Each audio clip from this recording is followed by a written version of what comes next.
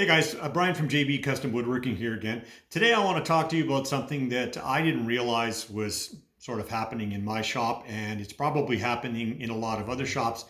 So I just wanted to share it with you. My insurance policy is coming up for renewal, and I sat down with my insurance agent and we were talking about coverage for tools and lumber in my shop. And I found out, much to my dismay, that the typical homeowner's policy does not cover tools in the shop, other than a generic thing of, say, $300 per tool. But that applies to my new $7,000 Harvey saw and my $3,000 planer. So obviously this isn't a good situation. So at the suggestion from my insurance agent, I talked to another company that does riders for hobbyists like myself. And you got to be careful, because a lot of these insurance companies, when you tell them you make stuff to sell, they're going to treat you as if you were a full commercial operation and that you need liability coverage for your employees and liability coverage for customers that are coming on site. And none of that applies to me or to most of the people that I follow and who follow me on my channel. So I had an idea, and this is what I've done. So let me just turn the camera around and I'll show you.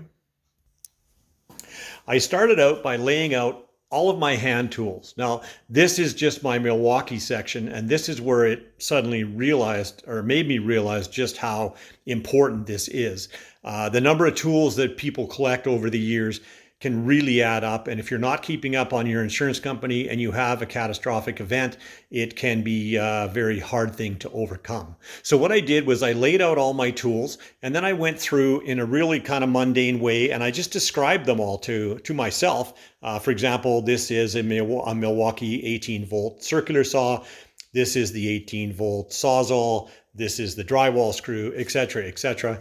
And I went through all of this, and I realized that the typical Milwaukee tools in where I live, for the 18-volt tools, you're running about $300 a tool. And for the 12-volt tools, you're running about $200 a tool. So just as a ballpark, between this and a couple other little things like the big Milwaukee radio and the 6 chargers that you can see mounted to the wall over there, it comes in at about $3,500. So it's definitely enough to make you realize that your tools are expensive and worth insuring.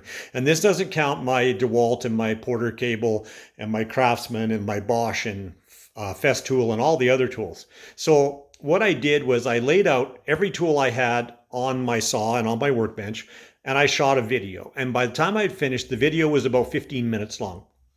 So it's way too long to email to anybody, and it's a kind of a pain to store it. So what I did was I uploaded it to my YouTube channel, but I marked the thing as private. So if you do this and you have a catastrophic event, then what you can do is you can just simply send the link to the video to your insurance company along with a password that allows them to open the video. And this will let you see let them see just how much you have, and makes filing a claim so much easier. And I just thought I'd pass this on to you because, like all woodworkers, we do tend to collect tools, and it's amazing how much they add up over the long run.